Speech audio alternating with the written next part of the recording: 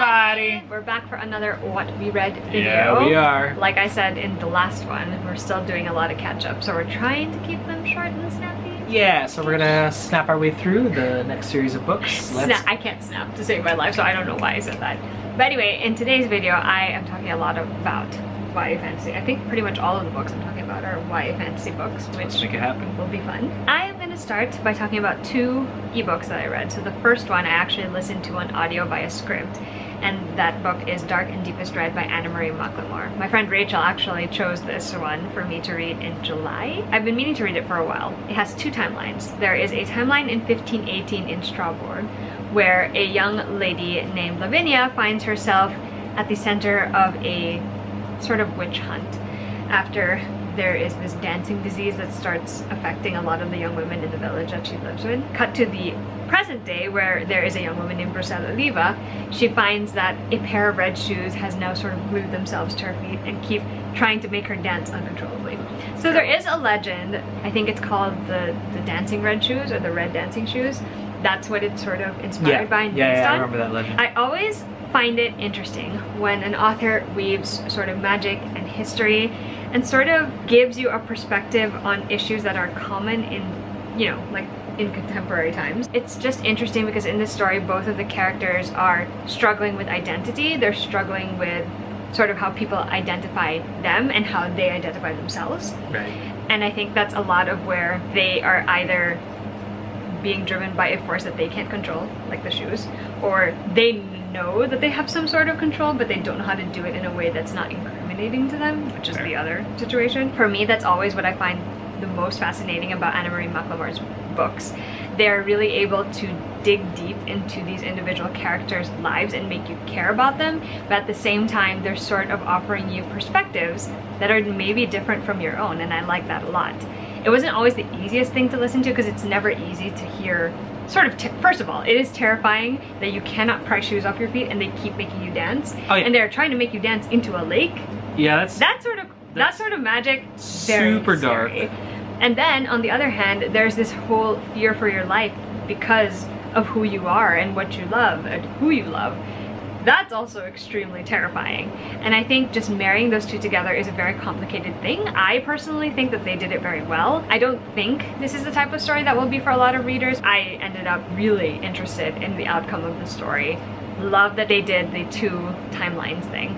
And I would still recommend checking it out, especially if you're a fan of Macklemore's other works, just like I am. The other ebook that I read is actually one that comes out in October, and that is Broken Wish, which is the first in the Mirror novel series, and this one is by Julie C. Dow. This is about a 16-year-old named Elva. She kind of has a secret where she gets visions of things that are going to happen in the future. And they do come true. She has been told that she can't ever change these things, but she's determined to when she sees this very, very tragic vision of what the future is going to bring. And so she decides to go and meet the witch in the North Woods to see if the witch can help her figure out how to do something about this.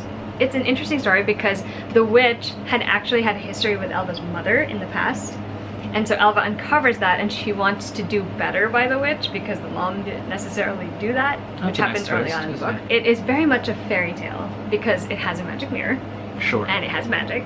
Right. And this is set at a time where women with powerful magic aren't, well, women in general, and women with powerful magic more so, aren't necessarily looked at in the best light. Sure, yeah. They're seen as demons, they're seen as possessed, they're seen as powerful things that need to be taken down because they're frightening and they're scary, and you have no idea what the limits of what they can do are. And a lot of that is something that both the witch and Elva have to grapple with in the story, and I like that a lot. I also like that the whole thing does come across as a fairy tale, like a modern fairy tale, I guess, in the way it's told. Here's the thing though, because the four novels in the series are meant to be interconnected, it felt almost like that this one was the setup part of the story. So it had a plot, the plot finished okay, but it didn't necessarily end up being like a standout plot, if that makes sense. It kind of plays out exactly like how you would imagine it plays out, just based on what goes on in the earliest chapters of the book. And while that's not necessarily a bad thing in this sense, like I actually feel like of the four novels in the series, this might not be the standout one. It is necessary to get you to the next one because of how the ending is, But for me personally, I just didn't find it to be as strong a series starter or as strong a standout in the series as I would have liked. The next book I'm going to talk about is more of a modern day fantasy. It's A Song Below Water by Bethany Morrow. This one is set in Portland, Oregon, and it's about two friends who basically feel like sisters to each other, Tavia and Effie. In the society that they live in, sirens are technically looked upon with a lot of prejudice. In this book, Tavia is a siren. She's also black. Does not help. And she is sort of trying to figure out how to hide her siren voice so that she isn't going to get caught and she won't get in trouble. Effie, on the other hand, something seems to be happening to her through the entire book, and you sort of uncover what that is by the end of the story. And the two of them end up in a situation where Tavia is forced to use her siren voice and kind of reveals her identity, and the story kind of goes from there. It wasn't quite what I expected it to be, because I guess I thought there would be a bigger siren mermaid side to the story. It's less about that and more about these two teenage girls both grappling with their identities, which is apparently a common theme in all these books that I read. Sure, yeah. They were really grappling with what it means to have this power, this voice, and whether or not they should be cowed into not using it, or whether they should take a stand and use it for a greater good or a greater purpose. I'm not gonna lie, it was really hard to read at times because you're so afraid for both of the main characters getting discovered and for both of them not being able to figure out what is going on and how to help themselves. Like, it is a very difficult thing to read. It's so short, but the impact that it left on me, I was just like, the entire time I was just slowly making my way through it because I was like, I didn't want anything bad to happen, even though I knew it was coming. Much like what I said about Dark and Deepest Red, I always enjoy it when an author is able to use a fantasy sort of lore and setting and use it as the backdrop and just as an additional element to offer some perspective on, you know, whatever character journey the character is going through, whether it's a search for identity, a search for voice, a search for courage. It's always very interesting. Was it worth it to me in the end? Yes, very much so. So I would still recommend checking it out, although definitely make sure to look up any warnings and also to be very careful about your own state of mental health when you're reading it, because these girls go through a lot and it is really hard not to feel terrible alongside them while they're going through it. Mackie's gonna get excited about this one because I recently finished reading Terrier, which is the first book in the Becca Cooper series by Tamara Pierce, which is the only series from her, I think, that I have not read. I had not read up until I read Terrier, obviously. Even though the Becca Cooper series really, I think, is not gonna end up being my favorite of all of the Tamara Pierce series I read, I really like the fact that it's different from everything else, because it offers a different perspective on Tortall in general, which I think is something that well, I should have introduced the series first. This is set in the Tortall universe, which is where Alana and the Immortals and Kel's series, all of those series are also set in the land of Tortall. So Becca Cooper is set, I think, like 200 years in the past, or roughly at least 100 years in the past. Thereabouts. Tortall is very different at this time. Oh gosh, yeah. And what I like is we're following someone who is an ordinary Tortall, well, not so ordinary, but pretty much like your ordinary citizen. Technically, like, yeah, she is you know, like she's a Tortall, regular old citizen. She's not magic.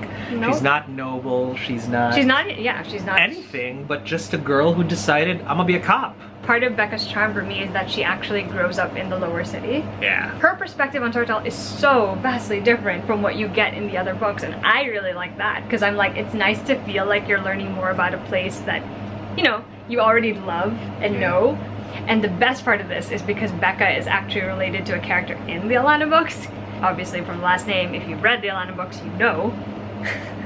But anyway, Becca's story is that she is training to become a full-fledged dog in the Provost's Guard. Right now she's basically a puppy and she gets to train with 2 dogs. Lower city jargon for like cops and trainees. Basically. So she's being trained, and in this book there are 2 big cases going on that she finds herself involved in, all of which have to do with people dying. Yeah. And Becca, who has an uncanny knack for hearing things, hearing spirits. Alright, maybe she's a little magic. She's a tiny bit magic. It runs in their blood. What can we say? It's not actually only the magic that gets her through. No, it's her solving wits. these cases. It's her wits, her determination, her own bravery. And she's also fairly strong, and just she loves her home so much and wants to do right by the people who live there. That's right. And that's really the best thing about Becca in the end.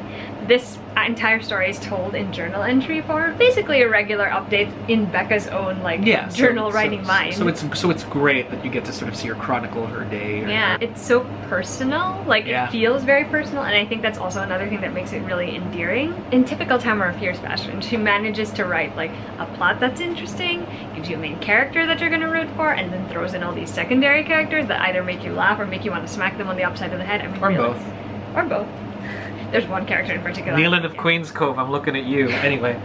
But yeah, I really enjoyed it. I also really like that it's a mystery, because that's generally my favorite thing in most fantasy books, when there's a nice, neat little mystery. Yeah. I will say that I may have figured out the one mystery early on, because it was kind of... Good. I didn't get it. Oh. Well, to me, it was fairly obvious who was actually behind the entire... I was just like, when is it gonna drop? When is anyone gonna notice? And it took a while, but it got there. It was really fun. It was a good first installment. Solid ending too, because it basically is this could be a standalone, and that's fine. But there are 2 more books in the series, and I'm definitely looking forward to reading them. I also just finished reading A Golden Fury, which is by Samantha Coe, and this is a fantasy, also historical, but this time it's centered around alchemy. Renkinjutsu. Sorry. Full Metal Alchemist, anyone? Anyway, in this book, the main character, Theo, has been training under her mother, who is a very famous alchemist, and they're very, very close to cracking how to create the Philosopher's Stone, which is pretty much almost any alchemist's goal, right? Except that apparently there is a curse attached to the creation of the Philosopher's Stone, and if you are deemed unworthy of the stone, you basically are just gonna go mad. At the beginning of the book, because they're so close, her mother has gone mad. And so Theo is forced to go to England to flee and to find her father in the hopes that he can help her make the stone. Hopefully neither of them will go crazy, and then she can go home and cure her mother. But of course, there are other people who want the Philosopher's Stone in their grasp, and that means Theo is going to be facing a lot of adversity in this story. This is actually a little bit darker than I thought it was going to be, with the sheer amount of stuff that actually happens, and I was like, okay. Overall, it was a really fun sort of action type movie. It felt like an action movie in book form. Like a historical action movie. There was a mystery aspect to it, because they had to figure out how to finish the Philosopher's Stone. She needed to find a way to fund the escape, you know what I mean? And there were all these people that they met. For me, this is a very plot-driven book, so if you are not into that, you're probably not going to enjoy it as much, because I don't think the characters are very well done. I didn't feel very strongly about any of them, even Theo, who is the main character. And so I think if I had just felt a touch more invested in the outcome of her story, I probably would have found this one even more compelling than it already was. But if you're in it just for a fun sort of fantasy action romp with some alchemical elements in it, you might want to check this out.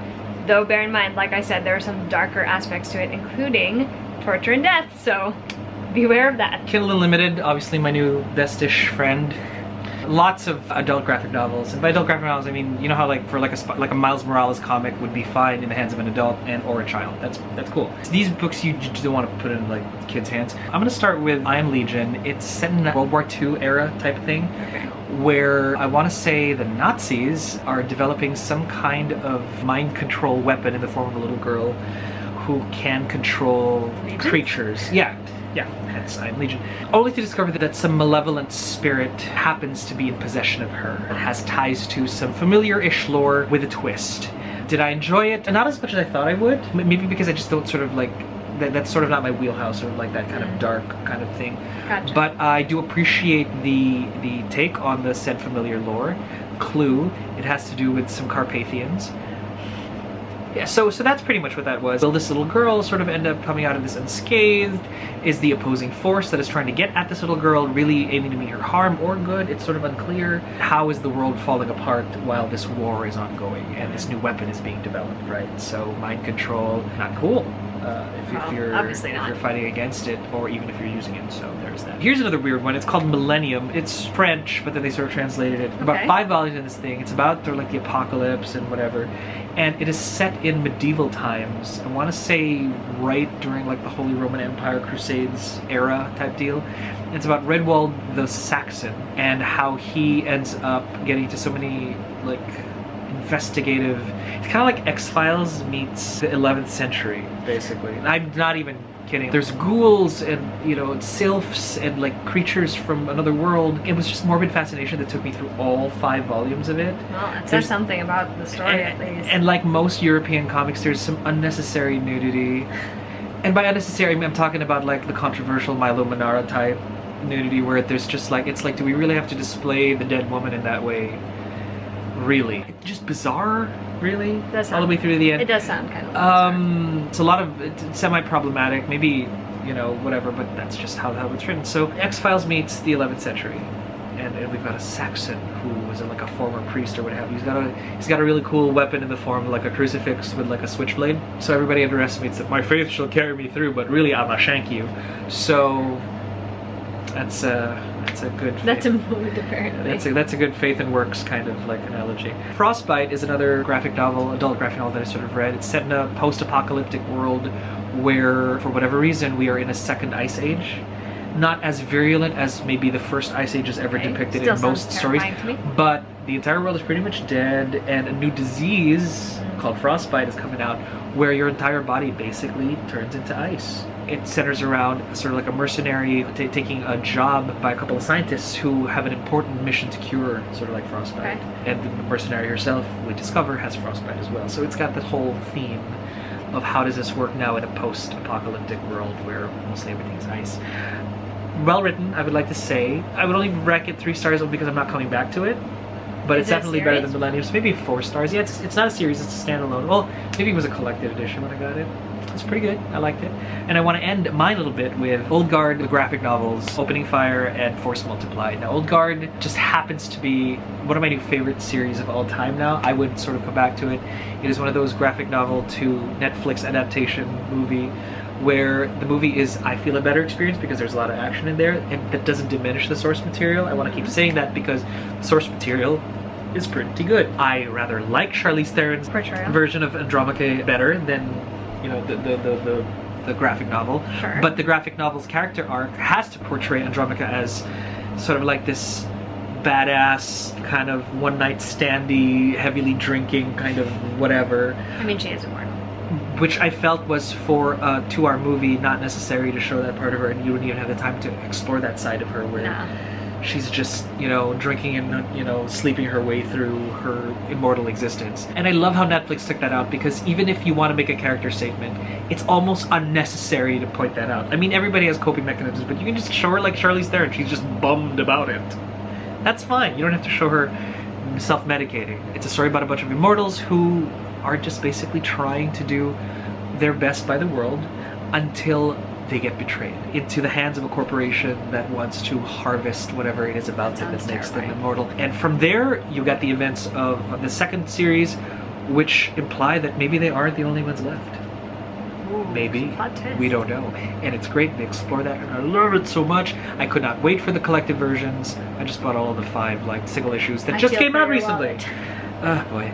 But that's pretty much what that is. So definitely recommend 5, 6, 8, 20 million stars, especially if you love Immortals. I do. And apparently we need to add that to the list of things. And Andromache is, you know, well, Charlize Theron really, her version is one of my favorite characters sort of all time. So that's pretty cool. Got a couple more books to talk about, including one that Maki and I will both talk about together, but we'll get to that in a second. First, we're going to talk about Evercurse by Corey Anheiru, which came out in July. This is the story of 4 princess sisters who are beloved by their kingdom, but they're also cursed. On the night that the curse goes into the effect for the youngest sister, they're given a chance by the witch who cast it to break this curse. Except that that's not all that this story is about. Evercurse was a pleasant surprise to me. I've always enjoyed Corey Anheiru's works, and I expected to enjoy this one, but I didn't expect it to hit so hard. Again, it's another story where it's a blend of fantasy in the setting, but real themes that are relatable in a contemporary sense. This one was a lot also about finding your voice and finding your place, especially as a female in a patriarchal society. And I think the way Corey Anheiru wove these themes into it was really great. It was hard to read at times. It includes content involving sexual assault. It will also may be triggering if you're struggling with being treated for or in recovery for an eating disorder or disordered eating. So I would warn you against maybe checking this out if those are things that you'd rather not read about, but I do think that there is a powerful sort of impact that this story could have because it's relatable, but it's also fantastical, so there is sort of a there's sort of a nice little divider there for you in a way, but it still packs a punch. And I was so impressed by it. I read it in one sitting because it was just that good. So I would recommend checking it out if you are at all interested in this sort of fantastical story about two young women who find their own way of using their voice and using their power to stand up for what's right. Speaking of good books, we have Forest of Souls by Laurie M. Lee, which was a pleasant surprise. It reminded me of how I felt reading Tamara Pierce for the first time. Oh, that's lovely. And that's like to me, that's a compliment. Like, no, that's great. We love Tamara Pierce. So the story centers around Saoirse. She's determined to be sort of the Queen's shadow, which is basically like a spy master slash assassin slash whatever. Like except that her plans pretty much get blown to smithereens on the day that her best friend dies, and Saoirse discovers that she is actually a light wender, and she brings her friend back to life. And then she and her friend get summoned by the Spider King because he has a couple of problems in his domain that she can be helpful with. Outside of that, there's also a war looming between the kingdoms, and Saoirse might just have a big role to play in that. I will say at the beginning, I was of the mindset that this felt very much like a typical YA fantasy. It's got your usual elements where there's like this really powerful, determined warrior girl who wants to make a name for herself, find a place for herself, and then her plans get unexpectedly trumped by life, and then she discovers that she's both more powerful but also in a more precarious position than she used to be and has to figure out her way through that. What I liked about it is I think that Laurie M. Lee did a good job with her lore and world building. That's actually, for me, the most fascinating bit of it. The magic system in this one is just interesting to me to watch, and I'm very curious to see how it plays out in the second book. The one thing that I think could have maybe been stronger were the characters. It's not that the main character was uninteresting, because she's actually the best character in the book, I want to say, because you really do get to know her mindset a bit, but I still felt a little removed from her, and then that translated to being even further removed from most of the secondary characters as well, even her best friend. But overall, it was a really fun thing to read, and then it ended in a certain way where I'm just like, huh, how is this going to continue into the next book? So I am going to be picking it up. I would recommend checking it out if you're at all interested in the summary and want a new fantasy world to explore. Speaking of new fantasy worlds, we're going to talk about Kingdom of the Wicked by Carrie Maniscalco, which is the first in her upcoming duology. It's going to be out on October 27th, I want to say. The story is about two twin sisters, Emilia and Vittoria. At the beginning of the book, Vittoria is murdered, and Emilia is determined to get revenge on her sister's behalf because she thinks that there was foul play. She realizes that maybe it is one of the Wicked or the Princess of Hell who was involved, and so she summons one and ends up teaming up with him in order to take down whoever did it. While that sounds like it's fun, and in many ways it is very much fun, it's also quite dark and atmospheric. This, to me, like when I was reading it, it was a very autumnal read. It's set in a coastal town in Italy. It's also fun because there's a cooking aspect to it, which I wasn't expecting. Like, there are mentions of a lot of Italian dishes because her family runs a restaurant and all of that stuff. What I liked about it is you actually really see Emilia change from the person she is at the start of the story to the person she becomes by the end of it. A lot of that change is obviously fueled by her grief and her rage at the loss of her twin sister, but it's also a lot of her coming to realize that if she wants to make things happen, she has to be a different person, or a different sort of person. I wouldn't necessarily say she always makes the best choices, but I will say it is very entertaining to watch her make her way forward and forward and forward and still fix her eyes on that goal of like getting revenge on whoever murdered her sister. I also really like the secondary characters in this. The 7 Princes of Hell, or the devils really. They're terrifying, but they're also really interesting to read about, particularly the one she summons, aka Wrath. Let's just say their dynamic is actually also one of the more interesting things in this story. That tension is like...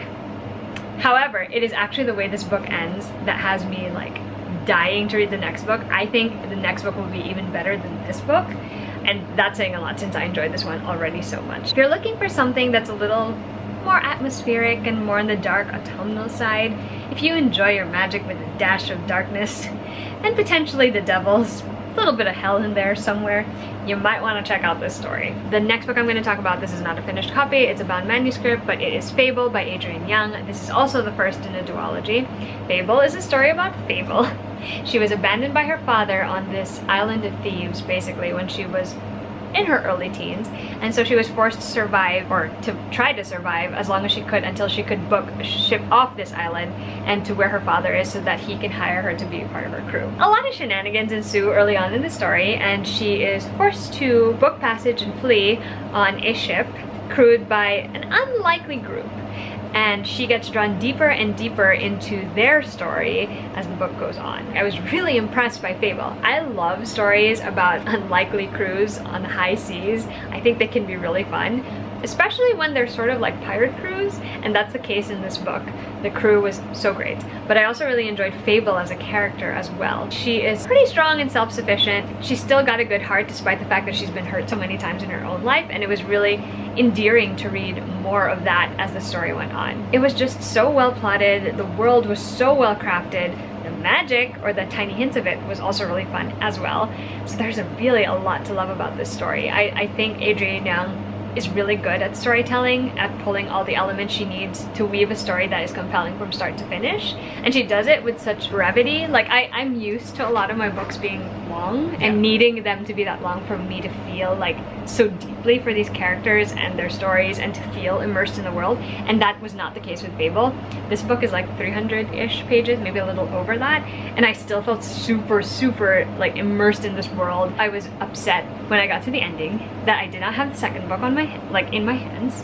Like, it ends on a solid note, but it also ends in a note where you're like, but then what happens? Highly recommend checking out Fable if you have not already. It is very good. It's probably my favorite from Adrian so far. Speaking of fun things that were read recently, save the best for last, really. We're gonna talk about The Lost Book of the White by Cassandra Clare and Wesley Chu. I read the arc first, and I told Mackie that it was so fun to me because it was watching the Shadowhunter Scooby Gang get involved in shenanigans. And that's a lot of S's, but it is what it is. Essentially, the story is about Magnus and Alec. They're kind of in the early stages of parenthood because they have just adopted Max, sort of settling into that life, when two people from Magnus's past show up, take something from Magnus, and run off. And so they are forced to track those two down to Shanghai. The rest of the Scooby Gang, aka Jace and Clary and Izzy and Simon, end up tagging along for this, I would say, adventure, but it's also kind of a misadventure. I mean, how about it's to prevent the end of the world, potentially? Potentially. Which they've done before, making them easily again. the best people to do, to get this job done, because it requires discretion, it requires a kind of teamwork and familiarity with the apocalypse, so they are the best team to do it. The one thing I really want to point out about this series, the Eldest Curses series, is that I think that Wesley Chu and Cassandra Clare are doing a really good job of like sliding in these stories in between already existing works. And even sort of like populating the world a little bit further, lore-wise, which doesn't contradict anything that Cassandra Clare has written so far, but just augments it, and it's just this yummier, like... Because I don't think that's an easy thing to do, you know what I mean? You already kind of know where Magnus and Alec are after the events of this. It's certainly not a simple thing to do. No, not at all. It was so much fun. The entire time I was reading it, I feel like I was just either like yelling or laughing because of what was going on in the story. As Mackie might attest to, I left notes. I had a lot of thoughts. What's beautiful is that we got an arc of the book, and Alexa just decided to just write in the margins and write all this stuff. Be like, look at my reaction. And so it was really fun for me to just sort of like, almost like so I totally recommend I mean, I'm sure we aren't the first people who've buddy read anything, but I highly recommend that method if you want to. Just you can leave notes and stuff. It's just my handwriting wasn't so terrible. I would have marked the book as well, but then like all Shadowhunter stories, one thing I really enjoyed about it was the lore that they explored.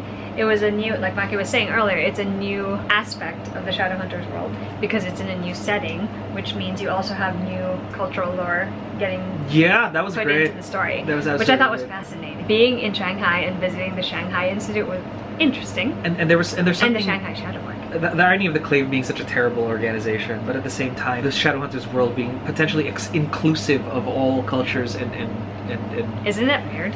And all the stories are real. They didn't just say all the like Western, Judeo-centric, stories about angels and demons. No, it's all the stories. All. And so when you get to that and how that applies regionally, holy crap, that was awesome. So that's another mark in its favor. The plot was definitely fun to follow, although I like the plot more than she did. No, I like the plot. I mean, the villain. Wait, we're about to get to that. I was going to talk about the characters. So, as usual, I love Magnus and Alec. No surprise there. But I also really enjoyed Jace and Clary and Simon and Izzy. Like, it's not like I haven't enjoyed them in the past. To be fair, this is the first time I've enjoyed them. But I think, like, their dynamic in this book, like, all of them together, it's just so great to see. It's nice to see them grown up. Yeah. Let's leave it at that. Like, they've sort of started coming into their own in this book, like, as they adults. 100% sort of started. And it's so nice. Like, it's just so pleasant. And also there are some new characters, maybe some not so new, but familiar characters that show up in this book as well. Good stuff. And it was really good. Oh my gosh. For me, the one reason I don't love this one as much as the first is that I didn't quite enjoy the way the villain was played. It felt a little flat for me. And maybe that's just a personal thing. Yeah, because I loved I think it Mackin loved that. so much. Like, it's bordering some Whedon-esque territory even, where the villains can be, you know, absurd, but at the same time terrifying in the same vein. So I personally loved it. Maybe that's because I was reared on like Buffy and Angel. Don't get me wrong, I still really like this where you book. can actually get coffee with the person that's going to want to eviscerate you in the next 3.5 seconds. So no problems for me here. The way that this epilogue plays out. So in the first book, the epilogue was also kind of like, whoa. Whoa, it was great. If you thought the first one was whoa, this one was like, I literally dropped the book and I was like, oh my goodness, I need book 3, please. And I almost feel like book 3 is going to be set after the Dark Artifices. I think so too, right because before it makes Wicked sense Powers. That, yeah, right before Wicked God. Powers, because I feel like my heart. the Wicked Powers. I almost feel like these books are a companion series that lead into the lore of what the Wicked Powers is going to be. You mean because the Endgame? Yeah, exactly. Which is because we assume Avengers: Infinity War, Endgame. I'm so terrified. Like, hey, trying to detach myself from every character already. I can't. I'm in too deep. Just so I'm not Only invested. with Magnus and Alec.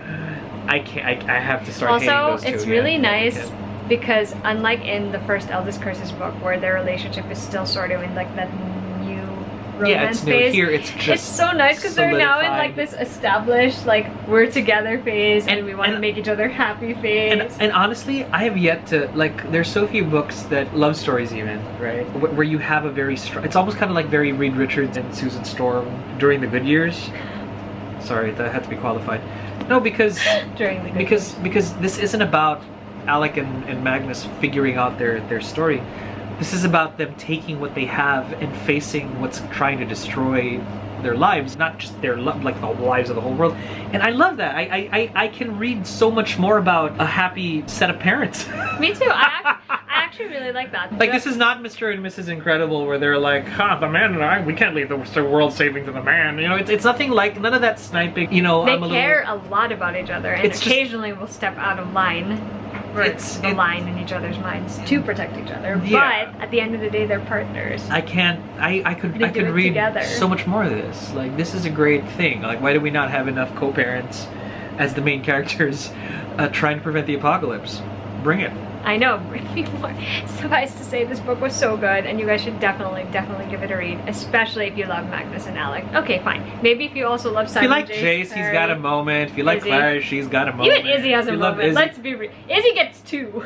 Izzy, Isabel Lightwood is Also, this book has a lot of very funny lines. Funny to me, anyway. another great. And, Like- and then Simon has a moment too. I love Simon in this one. Before we wrap this up, Simon actually gets a little bit more character development after his days at Shadowhunter Academy. Which you wouldn't think he would have, but this is a great, like, if you loved Simon's journey all the way to Shadowhunter Academy, this book actually closes his arc quite well.